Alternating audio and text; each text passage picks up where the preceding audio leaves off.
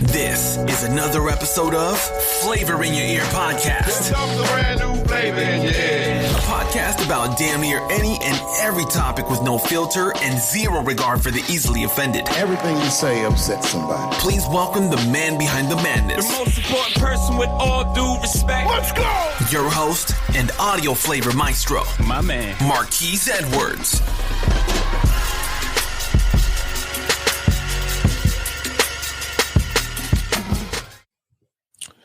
We are back again with another exciting episode of Flavor in Your Ear podcast. And as we explore, I am reaching out to a lot of unique, in my opinion, guests that I, read up about and, thought they had really unique topics to be able to explain about. And the reason why I chose my guest today, Mari Riesberg, she coached me on it and I still messed it up.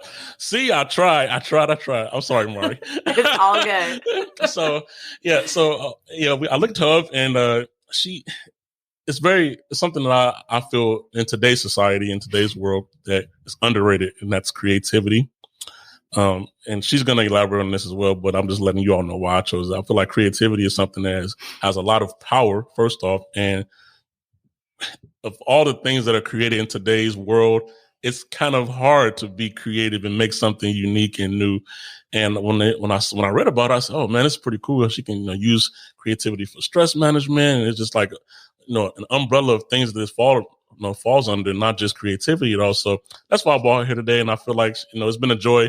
She waited for me for about 15 minutes before I got my camera together. So I'm really excited, and I hope everybody enjoys this conversation and episode and learn something new. That's the goal here at Flavor in Your Podcast. So, hi, Mari. Hi, Marcus. Thank you so much for having me join you today. I'm super excited to chat about creativity, and I love how you kind of introduced creativity to your listeners and having it be, such an important part of life, but a part of life that we don't pay a lot of attention to because many people think creativity is only for a certain type of person. Yeah, and I am here to change that, Thank you. to bust that myth.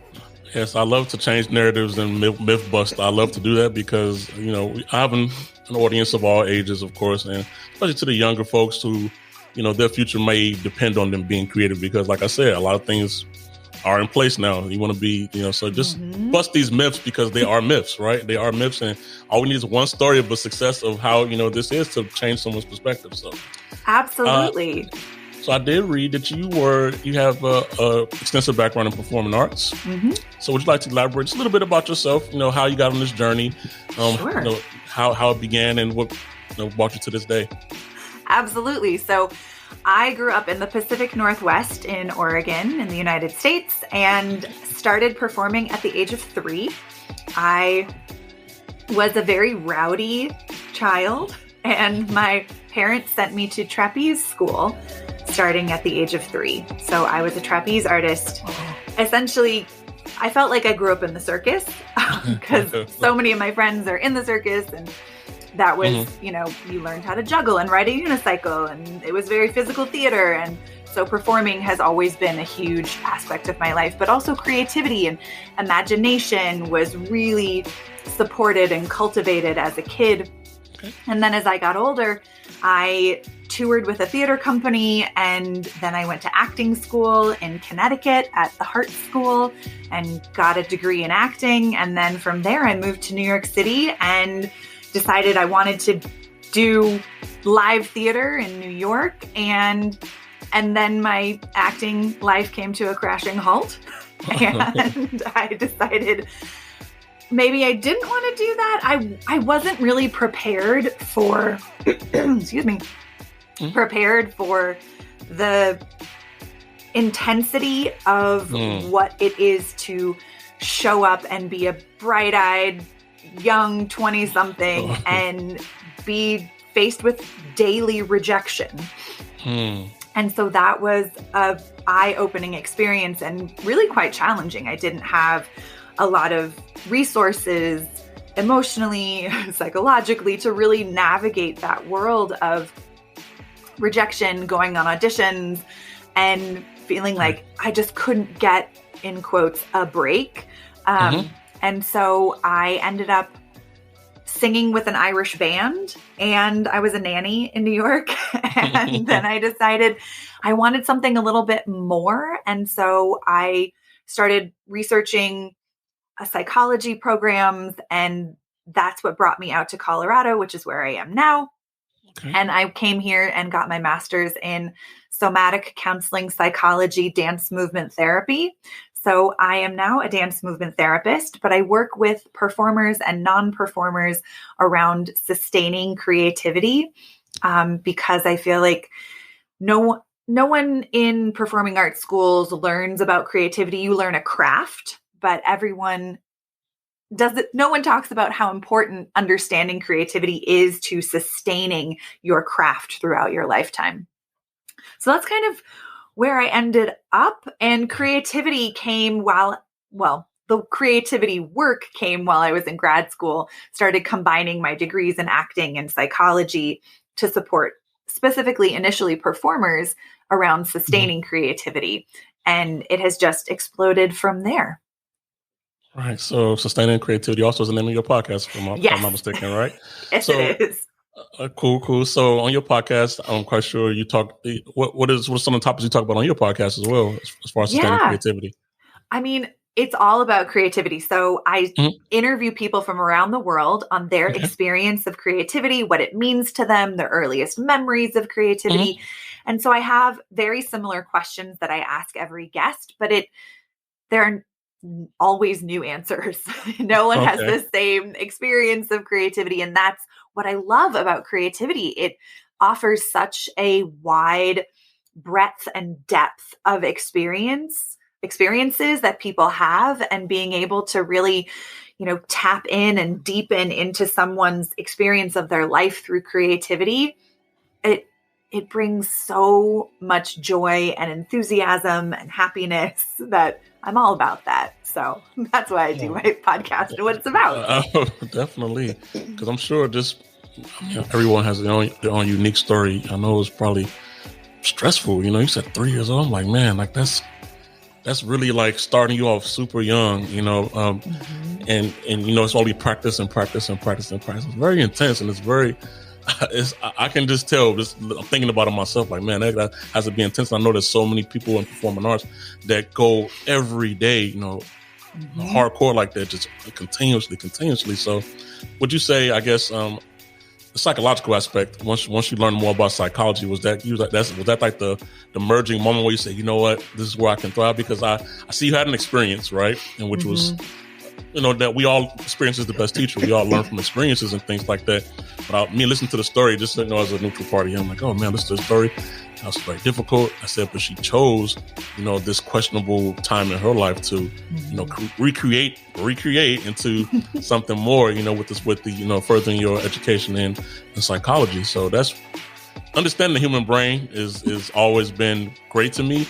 And I feel like the more that we can understand, our brains, that's probably one of the starts of, producing creativity. So absolutely.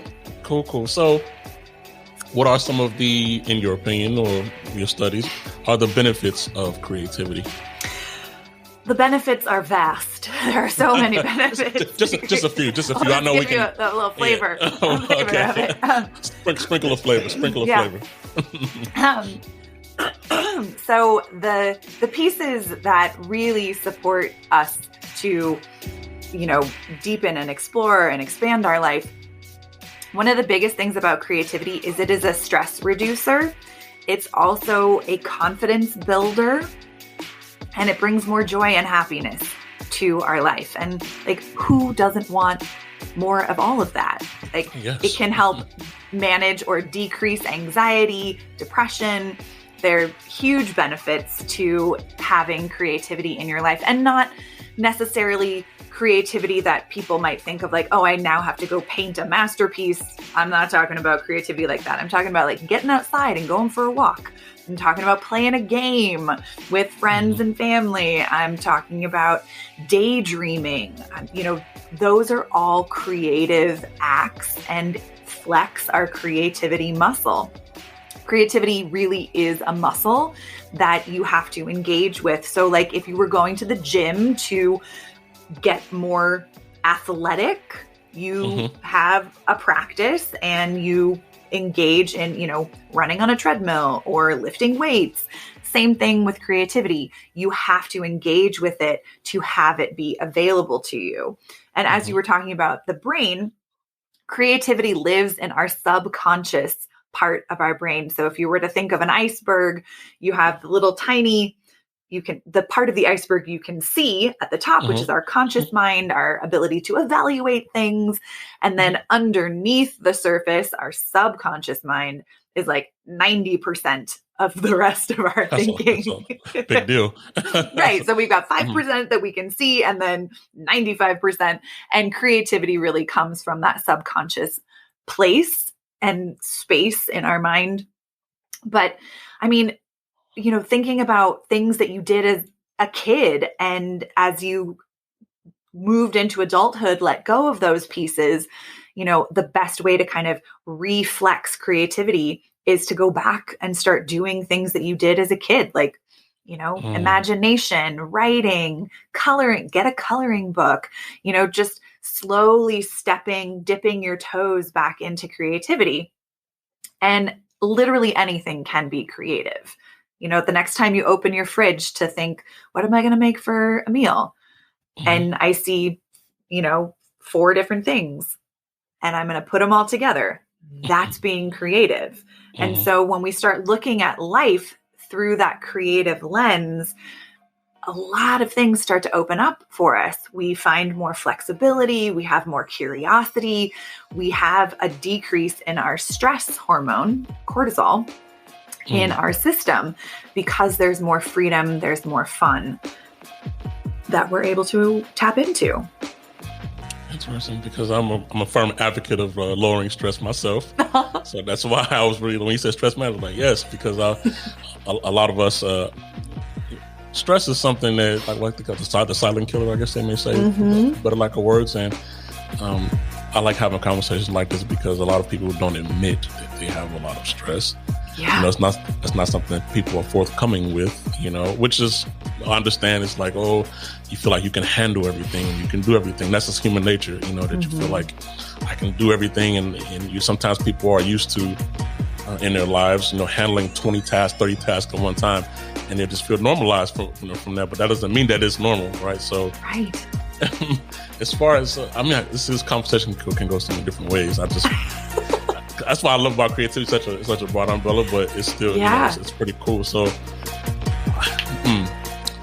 for younger kids, or young adults, or anything like that, if you have one tip that you can give them as far as when they feel like they have an idea or they feel like they have something, that is stupid or it's not good, what would you recommend to tell them based on everything that you've experienced and everything that you learned? Because a lot of the younger folks nowadays, if they don't get instant success, I know, or instant 1,000 million TikTok followers or things like that, they're just discouraged. They're discouraged and they feel like they're not on the same playing field with others.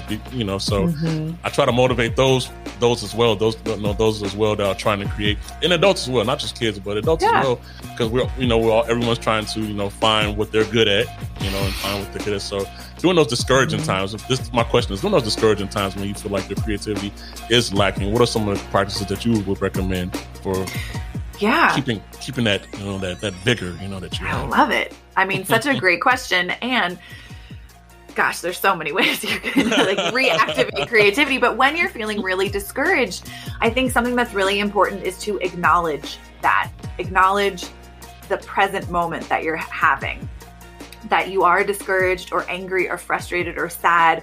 Acknowledge all the emotions because they're real. And it's okay to have them, and it's okay to be discouraged. And the best piece, I would say, is do what you can to not compare yourself to someone else. It's really, we get in kind of a thought spiral around, when we've created this whole story about someone that we may or may not know. And that can continue to ramp up our own stress and our own negative self-talk about, oh, they're so good, I'm terrible. And that comparison really depletes our creativity. It takes up so much more mind power to continue to compare ourselves to someone else than it does to enjoy what we are doing. So I would say, catch yourself when you start to compare what you're doing to someone else, and come back to what brings you joy. What are you curious about? Creating something for yourself is more important than creating something for someone else. And being inspired, it's not to say don't be inspired by other people, see what they're doing, but then create your own version of it. Give yourself permission to stay really curious. Like, why does something work this way? Oh, I want to explore that over here. Or I have this awesome idea. It might fail, but I'm going to learn so much from it. So being able to hold that curiosity and have that space of, it's okay if it falls flat. Many people experience that. I would say everyone does at some point. We all experience falling down, getting up. If we didn't get back up, we would never do anything. And if we want to keep trying and growing and transforming things in our life, you got to stay curious about, well, what did I learn from this? Ask yourself, what am I learning from this experience of things not working out or things being really difficult and I want to give up? How can I give myself space to let it be exactly as it is and still try again? I feel like this concept could be used in so many different areas. I think about, this creativity and life relationships as well, because sometimes in, relationships with the significant other, girlfriend, family, things don't always go how you want them to. And that's life, right? And I feel like these conversations, someone hearing that's okay, that's why I'm so glad I get this out in the audio waves for people to hear this. It's okay. And it's a common thing. It's not like it's just you, because we all feel like when we go through things, it's just me. When you get into that sunken place where you just think it's just me and 8 billion people in the world, but it's just me going through this situation, which is it's refreshing to hear that you broke it down that way for anyone to be able to explain it. And I feel like they can implement that into any situation in their life, not just performing arts or or things like that. I feel like it's a life lesson. If like the words, life lesson. Absolutely. So, and you spoke on I read on you too about healing arts, right? Yeah. Could you elaborate a little bit about healing arts? Because I know we have performing arts, right? And what do you mean by healing arts? Is there a difference? They're the same? Yeah. Close cousins? I know. I call myself, a performing artist and a healing artist. And as a dance movement therapist, that really is the healing arts. So I am a strong speaker for getting into therapy and supporting your mental health. That's so important, particularly to creatives.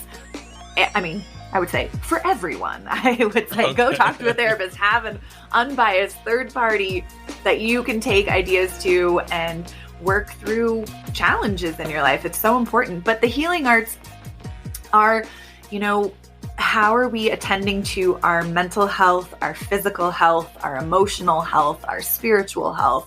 So that's where the healing arts really come in. And performing arts are the dancing, singing, acting, drawing, sculpting, pieces like that. So healing arts, how are you attending to your physical body? How are you attending to your mental health, your emotional self? Are you aware of the emotions you're having? Mindfulness is such a great way to support yourself on and off a meditation cushion. I think sometimes people get, freaked out about meditation. Oh, I'm not a meditator. That's only for this religion.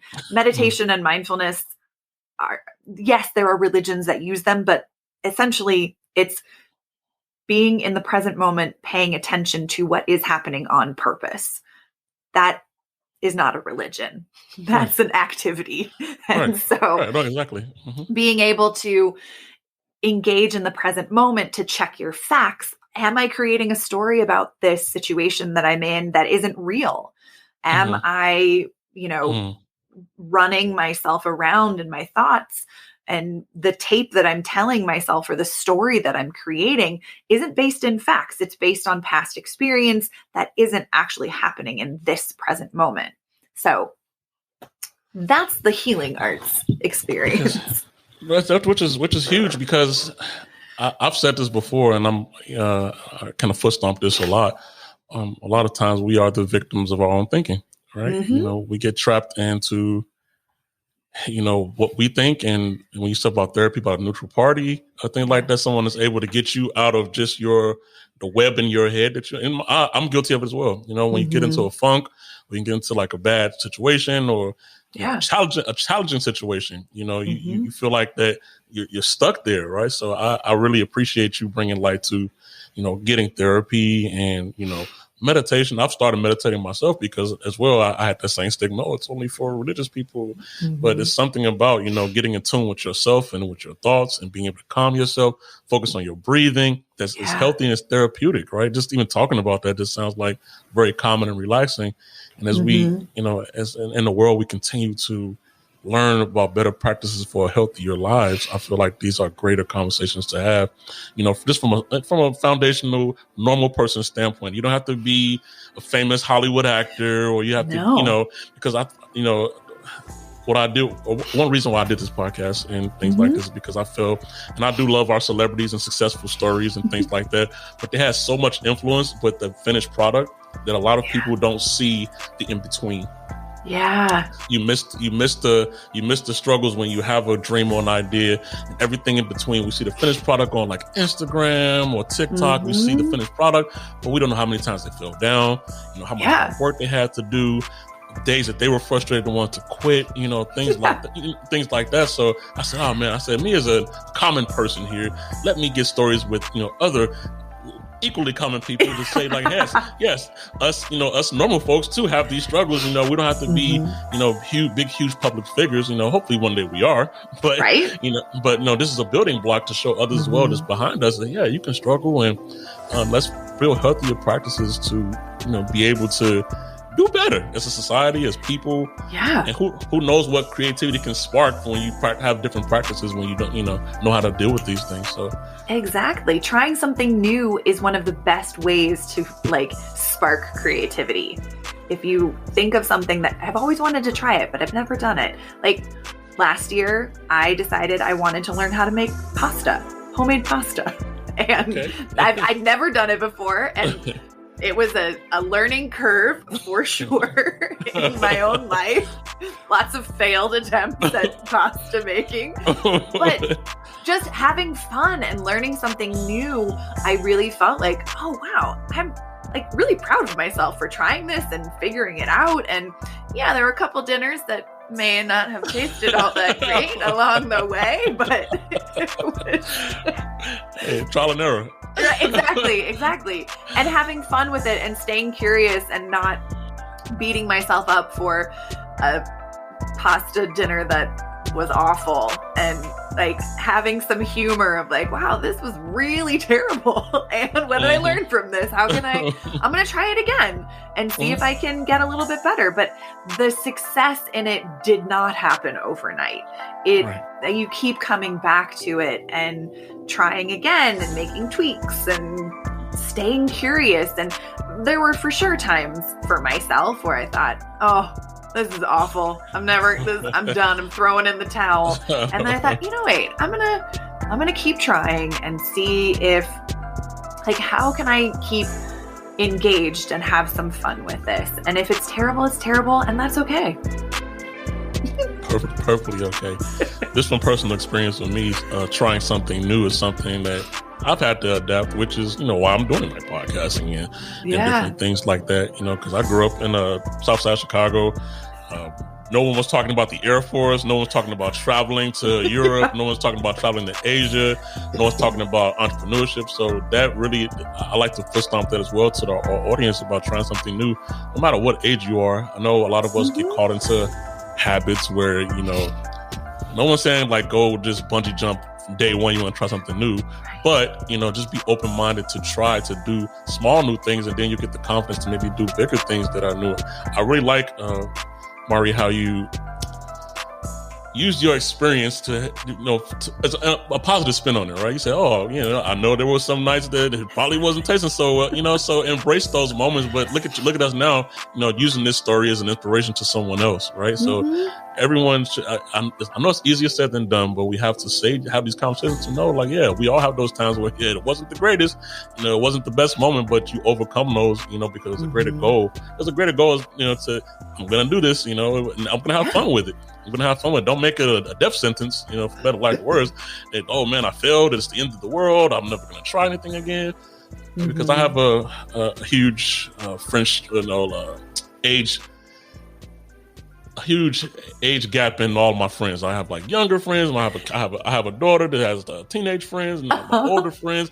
So I know everybody has these reserves where they say, you're crazy. Like someone told me, you're flying on an airplane for longer than 3 or 4 hours. I do. It's not it's okay. So I love the inspiration that you provide just in that area, because I feel like I can relate to it. I feel like that anybody can relate to it, to be honest with you, and trying new things to spark creativity is something that we all should have in our little Palm Pilots of, number one things. Yeah. If I can share some ways to kind of go about how to come up with the new things you try.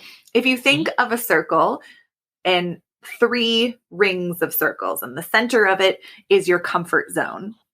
And the first ring outside of your comfort zone is your reach zone. So think of what are the things that aren't super hard for you to do, but they're kind of fun and new, and they're going to reach outside your comfort zone for you. And then the circle outside your reach zone is your stretch zone. So they're maybe a little bit further away from your comfort zone, but still, like, you could probably do it maybe with a little more time and effort. And then the circle outside of your stretch zone is your panic zone, or your oh no zone. Those are the things you're really not ready for. So it could be bungee jumping. It could be, like going on the roller coaster, skydiving, those things that terrify you that I'm never going to do. But as our comfort zone gets bigger, those pieces that you put in that oh no panic zone may actually become your stretch or your reach zone someday. So the more you grow your comfort zone, the more new things you try, you're actually expanding your comfort zone. And that's the beauty of creativity. Oh, that comfort zone is something a lot of people get stuck in. I love how you painted that picture. You painted that picture of a comfort zone, and some people are just in this comfort zone. They don't seek anything outside of their comfort zone, but expanding their reach zone, I feel like that's the big one. That's the big one that a lot of people are able and capable to do, but they just like, I just don't want to reach. I don't want to reach. But you painted a perfect picture right there. I was really envisioning everything that you were saying just now, and it really that's really it. Man, you're awesome. I love the simplicity when what you explain things, because if I can understand it, I know that others can understand it. Others can understand it as well. So, there's so many things we talk about here. Let me take the course. So, and today, right, we have I speak to a lot of people that are doing entrepreneurship and businesses and things like that. What would be a tip that you would give to someone, as far as creativity, if they were like, how could they start? Like, I want to start a business, and I'm really discouraged by everything that's been created now. What can I do to, motivate myself, give myself a chance to try something new, or provide something new to the world, even though I know there are a trillion restaurants. If I want to start a new restaurant or something like that today, what are some tips or some mindset tips you can give some folks that may want to do those things? Yeah, I think the best piece is your voice is your voice. Your spin is your spin. It's not someone else's. So how do you bring your voice, your quality to a restaurant, to a business, to an experience. No one else is going to have your flavor or your voice or your special sauce or whatever it is. So you get to bring that, but you actually have to know what it is. So you have to know who you are to bring that to other people. And that world of creativity to help you figure out your identity. Who are you? And the beautiful thing about identity is we get to choose it. It's not something that someone else gives us. It's something we create. And we have a social identity, a public identity, a private identity, and being able to see what are those pieces for me? Who do I say I am? Who do other people say I am? And who do I want to become? And breaking that down for yourself can give you a lot of information about how to move forward and what fuels you, what lights a fire under you, what you're passionate about, how you want to go about doing things. And this could be anything, any entrepreneurial endeavor in any field, but knowing who you are is one of the most important things, because who you are is something that you get to create. Beautiful. Yes, that's perfectly said. Every person is unique, right? So once, I feel like you explained the two-step process here. You have to know and love yourself, and be okay and solidify with that. Because once you're confident in yourself, then you can exude your confidence to others. And knowing yourself can take some of us longer than others. So I feel like that's a huge, big step, to not only know who you are and embrace who you are. You have to embrace it, because there are going to be people to compare, and like we said, we're not comparing ourselves to others. We're not doing that. You are unique in your own way. And once you know what you have, you're able to spread that to like a business or something like that. That is an awesome answer. I feel like these are really applicable life tips to everyone, even myself included. And it's crazy how I'm like, this is for an audience, but it's really for me too. It's like I love it. It's for me too, because I enjoy the comment, because we all hit those times where oh man, should I try this new idea? But no. 8 billion people in the world, 8 billion different people in the world, and we all make our own unique stamp on things. I think that's pretty cool. Yeah, we have our own ideas about things, and being able to take ownership of that. Yes, other people probably had the same idea, but they might talk about it in a different way. Lots of people are creative in the world, but no one's talking about creativity in the way I talk about creativity. And I've made creativity my own experience and expression in life, and how I see creativity is different than other people see creativity, but there are similarities, and finding those people who cheer you on, who challenge you, who question things about what you're doing, that's really important too. You don't want to surround yourself only with people who are going to tell you you're amazing and wonderful and it's awesome. Like, yes, keep those people, but also have the people who are going to say, well, did you think about this? Or doesn't quite make sense how you're explaining it. Can you try it in a different way, to help you expand how you're talking about, how you're thinking about something? And being open to that, I think, is part of creativity as well. That's also some really super valuable tips, golden tips, I would say. Because in reality, you don't want anyone's going to always say, never give you constructive criticism. I felt like that's something that you was kind of mentioning without saying the words, because everyone's afraid of the word criticism. They forget that the constructive part is to build you up, to help you to be better. And that's something that I feel like a lot of us, even as adults, as soon as we feel criticized, right. As soon as criticism, the word say, you start to get defensive. You start to go, oh, what are you saying about me? And part of being openly creative is understanding that everyone's not coming from the position of negative criticism. There are people that are trying to, give you true feedback. Feedback is a two-way street, right? So that's a very, very good gem. So I hope everyone listening out there today, if you're taking some notes, because if I can resonate to this is why I choose guests, because I actually feel like we're meeting at a point where like, yes, you are so right. And I love those conversations because they're so natural and they're so true. And they mean a lot to me to help someone else, help myself, and actually, letting everyone know that you know what you're talking about as well. You're pretty darn good in explaining and, putting these things into perspective. So my last question for you. Me, okay. This is my question. Bring it. So as a kid, right? I did like creative writing and authors. I wrote like kid stories and stuff like that. Kind of navigated in my life because we're never the thing we wanted to be when we was like a little kid. Sometimes life happens. Right now, I'm in school for cybersecurity and things like that. Right? Yeah. So, kind of crazy, right? But as I get older, I remember you said those things you do as a kid. It's not, I don't know. It's like the little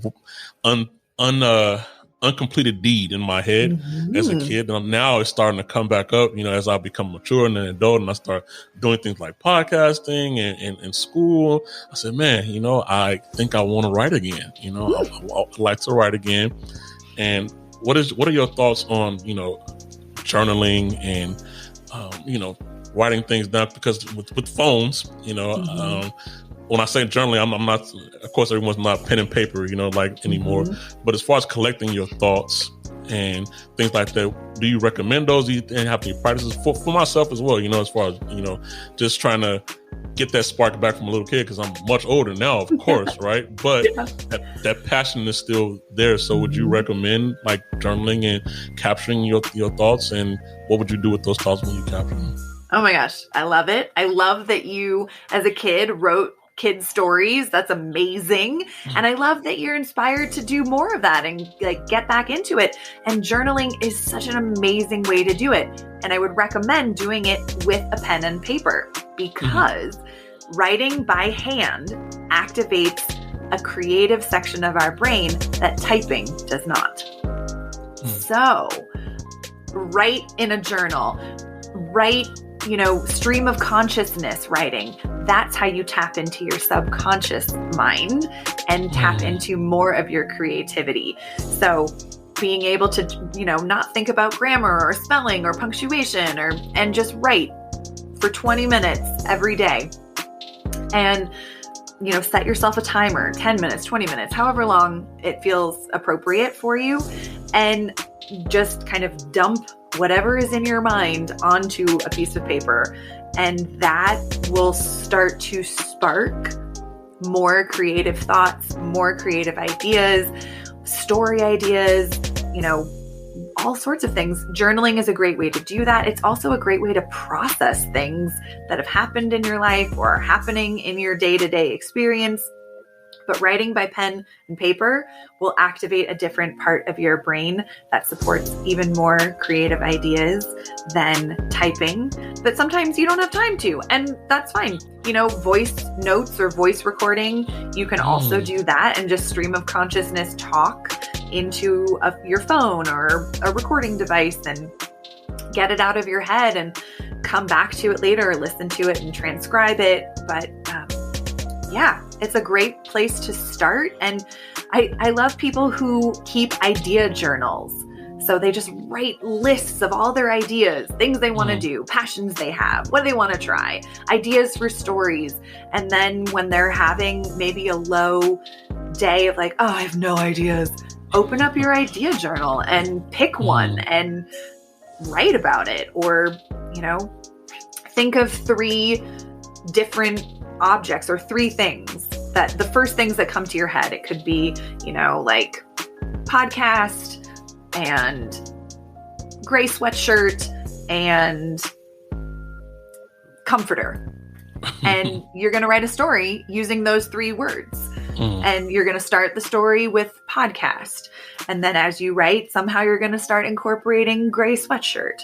And then you're going to start incorporating comforter and see what happens. So you could write little words on pieces of paper, put them in a bag and pull 3 and write a story based on that. Or, there are so many ideas, so many ways to tap back into it. But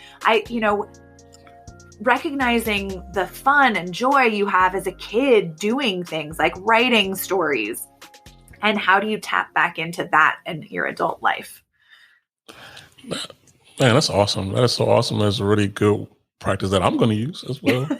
To try to, I am traditional, so I do like writing things down. But I just know I try not to sound like the traditional person when I do more in the show, because I'm like, oh, who still writes? We use phones and things like that. But teach its own. I think that at least if you're not a writer, because some people's handwriting is like mine, chicken scratch, but.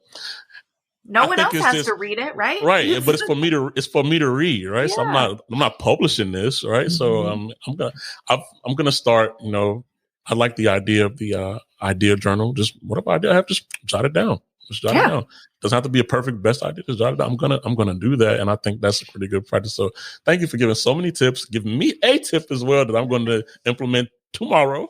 Yay, I love it. Tomorrow, going to give me a fresh journal and start writing down some of my ideas as well. And hopefully, later on down the line, I'm like, hey, Mari, guess what? I'm writing this book. Yes. I'm doing this screenplay or something. And guess what? You started me to collect these ideas. So hopefully that's a good thing, because I keep in contact with everybody who's on the show. Maybe email, anything like that, just to keep in contact. I know we all have lives and things, but try to make a good rapport with everyone, because we never know where life may take us, but we may be able to, re-engage again, or have these conversations. So I know you do have a website, and would you like to, before we close, to advertise to our audience, or let our audience know how they can find you for more information, what they can look forward to as far as social media handles, websites, anything like that? So this is your moment.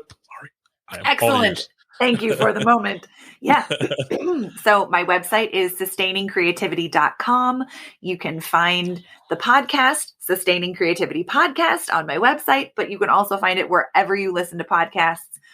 I also am a creativity coach. So if you're really curious about what goes into sparking more creativity in your life, I love to support people to do that. You can sign up for a free creativity call. We'll chat about creativity, see how I can support you. I also, let's see, what else do I do? So many things. I'm on Facebook and TikTok and Instagram at Sustaining Creativity.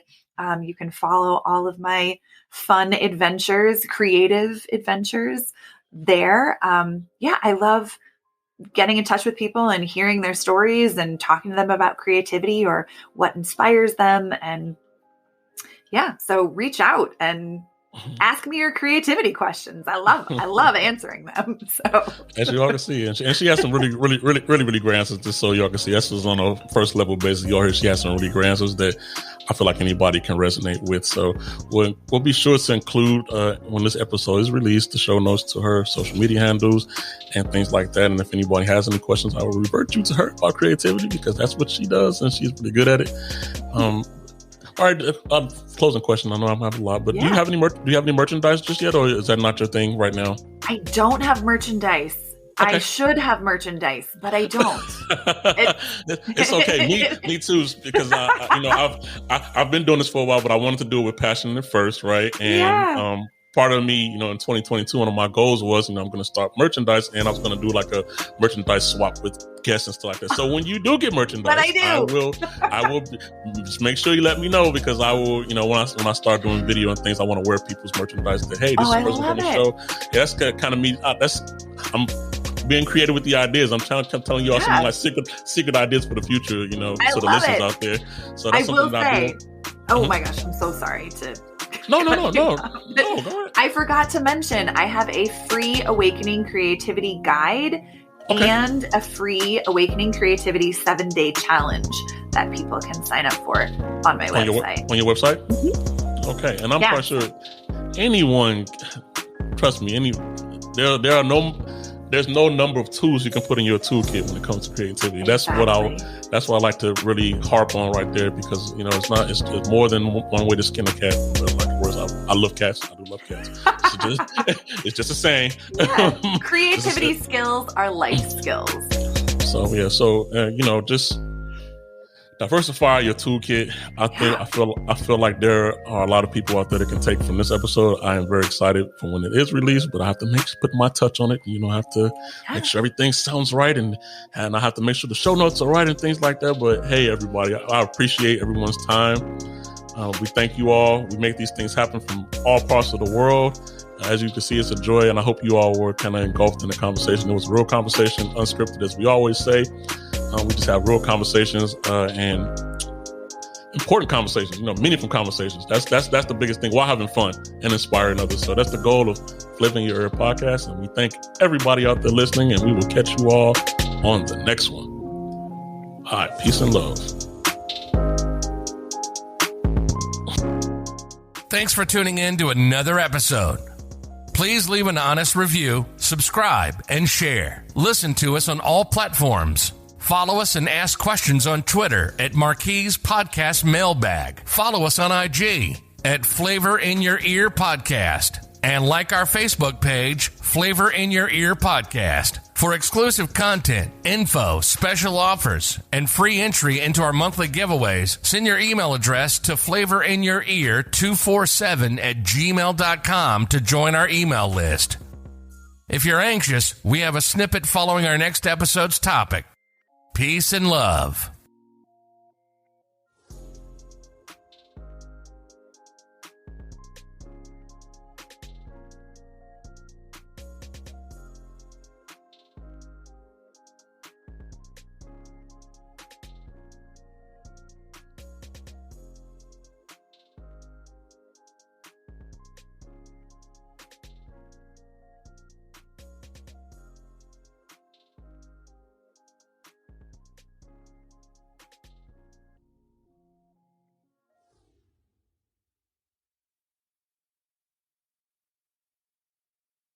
I created Legend Speaks because I have always written stories and poems and stuff like that. And some of the characters that I came up with in those stories, I used to name Legend, right? And Legend, part of a Legend story was always based off of something that I went through in my life, in my past. And that's how I started her story in my short films or in my scripts. So Legend Speak podcast I started it because I wanted to tell you a story. But before I tell you this story, I want you to know that this story is being told to educate and not to create more hate. Possibly to bring awareness and to tell you a side of a story that you would have never heard. And to remind you that even if you have worked with someone for 20 years and you trust that person, that does not mean that you know them.